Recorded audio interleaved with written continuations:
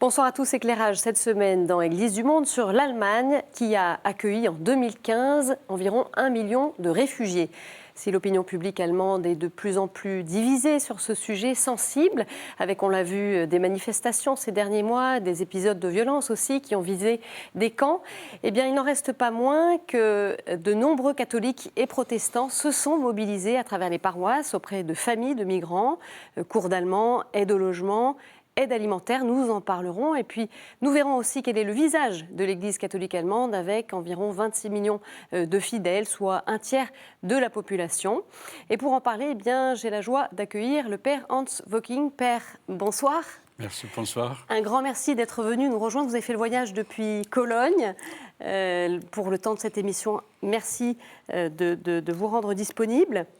On va revenir sur cette actualité qui a fait beaucoup de bruit ici dans la presse, c'est la question de l'accueil des migrants. Alors vu d'ici, vu de France, où la France a accueilli quelques dizaines de milliers de réfugiés, eh bien, en Allemagne, on a parlé d'environ 1 million en 2015. Ça semble totalement inimaginable. Oui, c'est vrai. Le pays a accueilli plus qu'1 million de réfugiés qui sont venus par le Balkan. Et c'est aussi grâce à la chancelière qu'on a laissé la frontière ouverte et comme ça les réfugiés ont pu venir. Et maintenant ils sont là, alors il faut trouver un chemin de l'intégration. Et l'Église catholique, comme d'ailleurs aussi l'Église protestante, joue un grand rôle dans l'intégration des réfugiés en Allemagne. On va y revenir à cette question de l'accueil du côté des chrétiens. Vous disiez grâce à Angela Merkel, ça n'a pas forcément été bien perçu par l'opinion. Est-ce que d'abord l'Allemagne, est-ce qu'elle a la capacité d'accueillir tous ces réfugiés ? Au début, tout le monde était d'accord. Oui, au début, il y a une opinion très favorable. Tout le monde est d'accord. Et puis, lorsque les premiers réfugiés sont arrivés ensuite à Munich et en Bavière, la population les a accueillis, etc. Mais maintenant, on voit aussi le problème d'intégrer 1 million. Et puis, il faut quand même aussi créer des structures, il faut créer le logement, il faut organiser la santé et les écoles et surtout après aussi le travail. Alors maintenant, il y a aussi de plus en plus de gens qui disent bon, maintenant, il faut stopper l'intégration ou la venue des réfugiés. Alors maintenant, c'est la grande discussion à l'intérieur de la société, mais aussi à l'intérieur de l'Église ou des églises. Justement, cette question-là, elle fait débat parmi les chrétiens, cette question de l'accueil ? Oui, alors ça fait débat aussi parmi les chrétiens. Ils disent, bon d'accord, il faut accueillir, mais on voit très bien il y a aussi une discussion interne, et entre autres, il y a aussi un évêque qui a parlé là-dessus, dans le sens de dire il faut d'abord accueillir les réfugiés chrétiens. Alors, et le président de la conférence épiscopale d'Allemagne, le cardinal Marx, a dit non, il faut accueillir tout le monde. On ne connaît pas nous sommes ni grecs ni juifs, etc.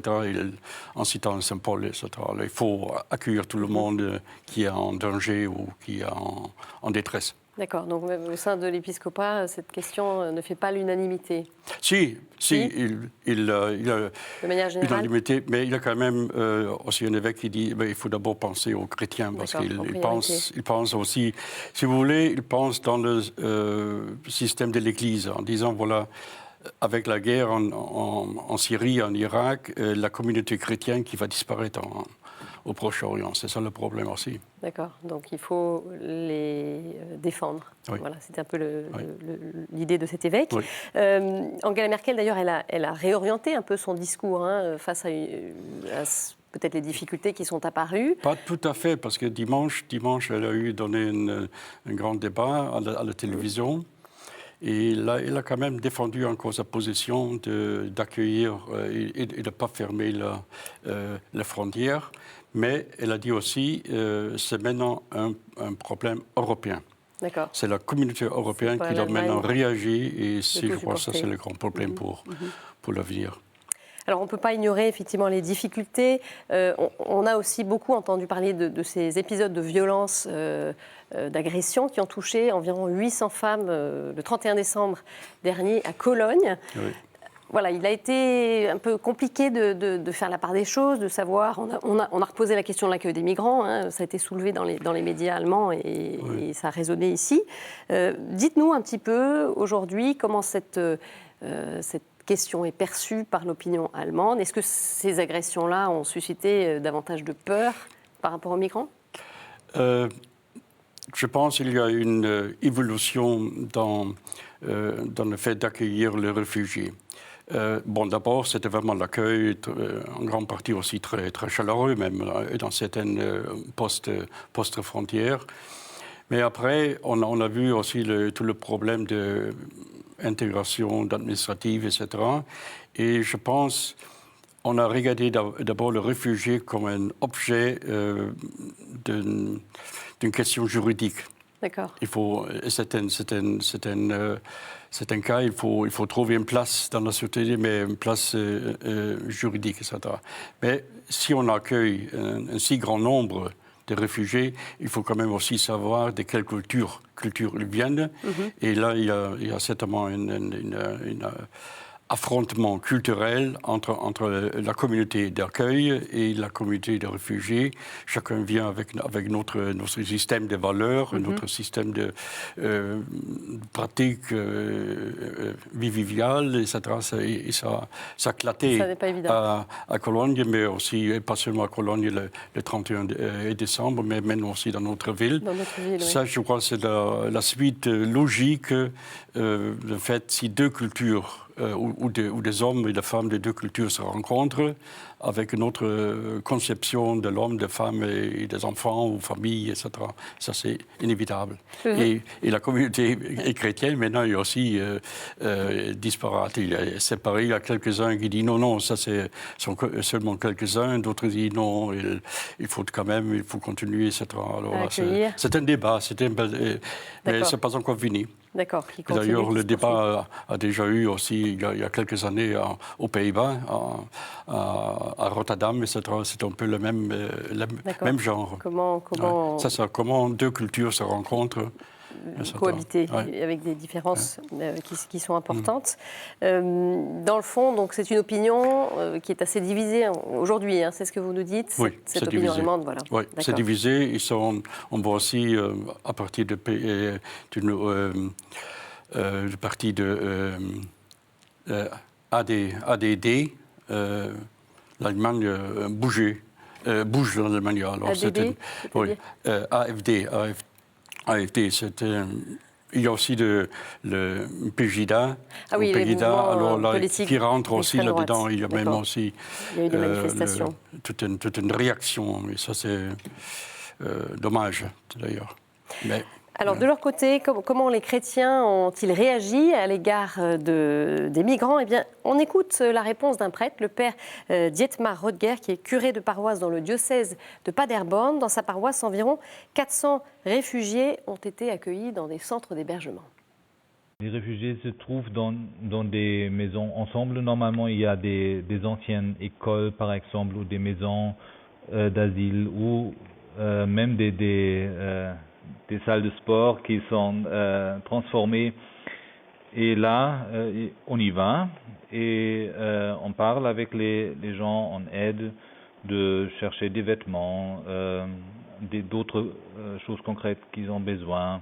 Le contact par la langue, c'est pas facile car une grande part des gens parlent ni l'anglais, ni le français, ni l'allemand. Là, il faut chercher des traducteurs, mais ça va.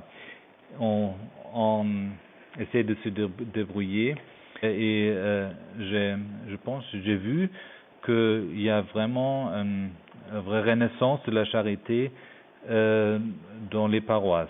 Les dernières années, on a fait beaucoup de pensées sur la structure des paroisses. On a toujours pensé sur les problèmes ecclésiastiques, mais maintenant, c'est vraiment un problème de la société où on peut agir dans une façon chrétienne. Voilà, le père Rodger qui nous dit agir d'une façon chrétienne, donc une renaissance de la charité. Vous êtes d'accord avec cela? Est-ce que vous avez perçu ça à Cologne? Oui. Oui. Oui. Alors, il faut savoir, l'Église catholique réagit sur deux niveaux. Premier, au niveau de paroisse. Et là, on peut dire que partout où le réfugié arrive, la paroisse, il aide dans l'intégration. Souvent aussi, il donne des places de rencontre. Et souvent aussi dans les locaux de la paroisse, les réfugiés sont logés pour un certain temps. Alors, c'est au niveau de paroisse, et chez nous, dans notre paroisse ou notre maison de Père Blanc fait partie, nous avons organisé avec des volontaires, par exemple, 3 formes de rencontres pour des réfugiés qui sont dans la paroisse. C'est on a créé dans le local de la paroisse un lieu, on dit ça le salon, où le jeune homme peut venir l'après-midi, il trouve 2-3 Allemands, hommes ou femmes, peu importe, pour passer l'après-midi, parce qu'ils logent tous dans une salle de sport avec 160 personnes. C'est pas facile. Alors, c'est pas facile comme ça, pour donner un lieu où on peut aussi parler.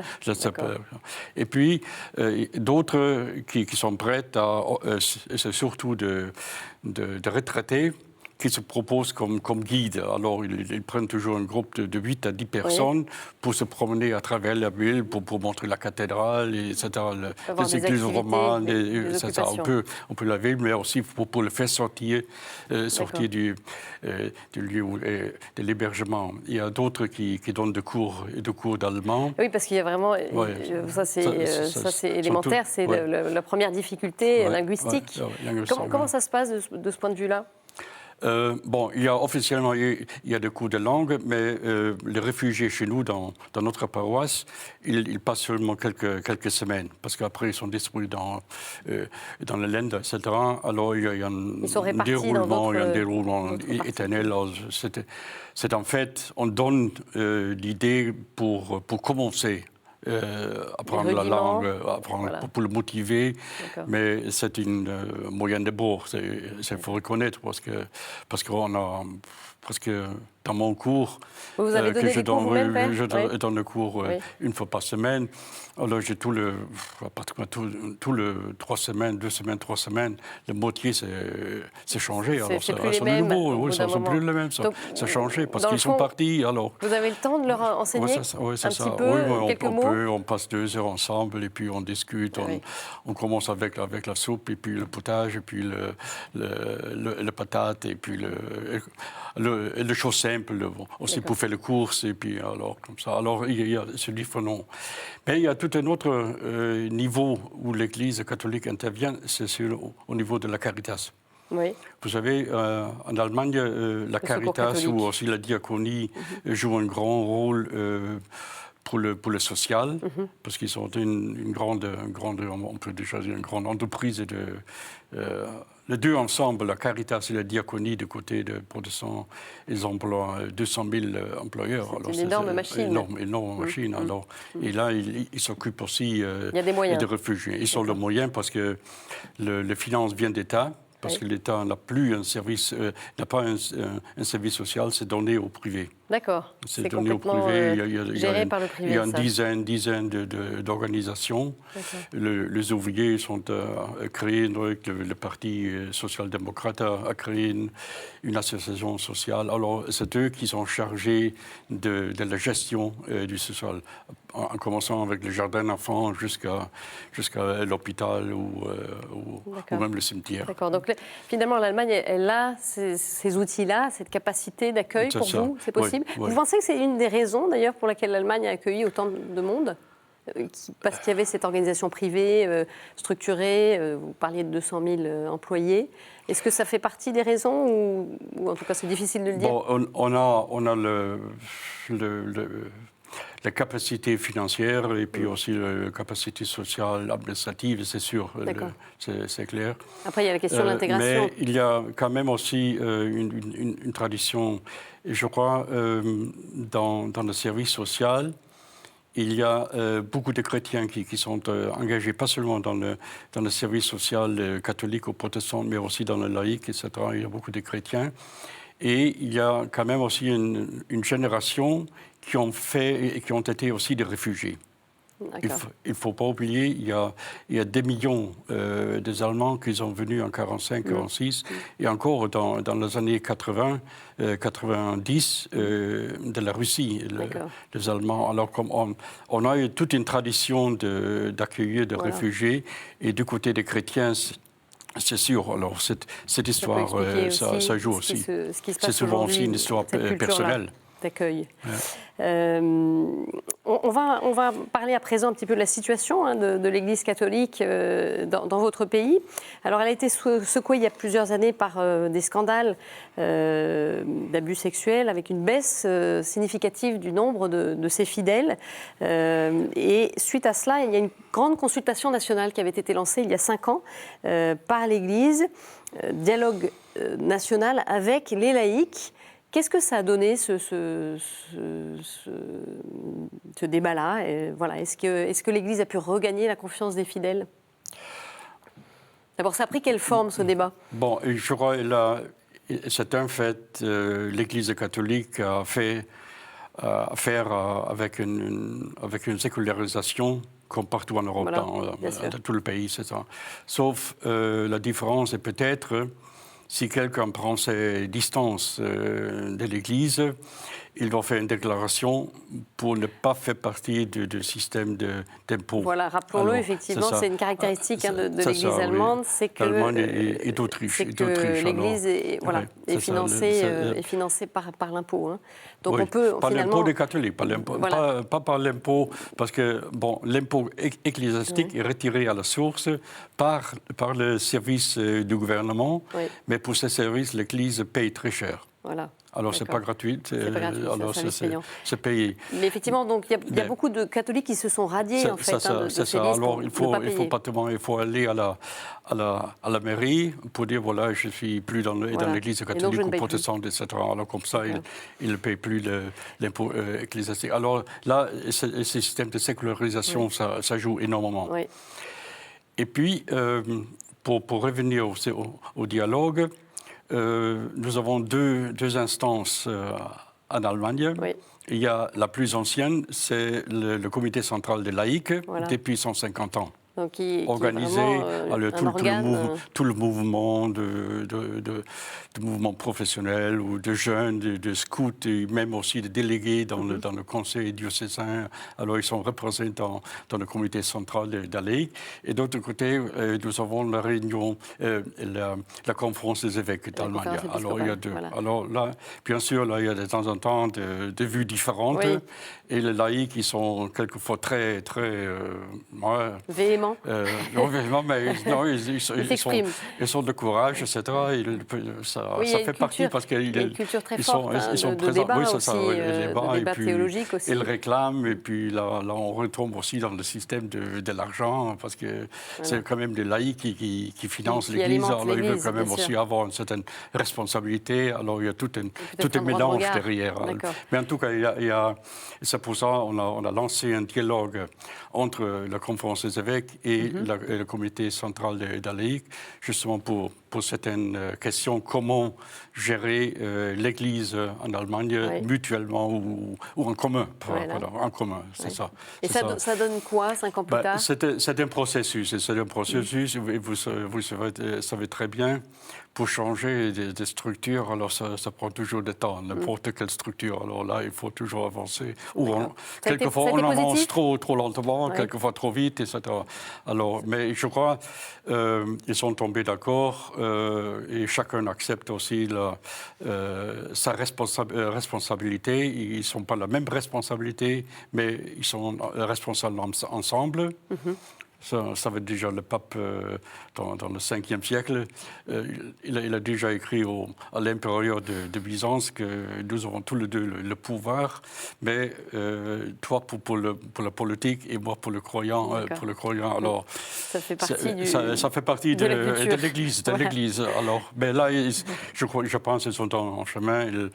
Et je crois les évêques actuels, ils sont aussi prêts à donner plus de pouvoir plus de responsabilités, disons, plus de responsabilités aux laïcs. D'accord. C'est pas le pouvoir, c'est la responsabilité. Parce qu'on est au service, on n'est pas... On n'a pas de pouvoir, nous sommes au service. C'est une initiative, en tout cas, qui se met en place. Une question aussi autour d'un événement qui se déroule tous les 2 ans en Allemagne, c'est le Katholikentag. Dites-nous un petit peu de quoi il s'agit. Le Katholikentag, c'est organisé par le comité central de catholiques depuis 150 ans.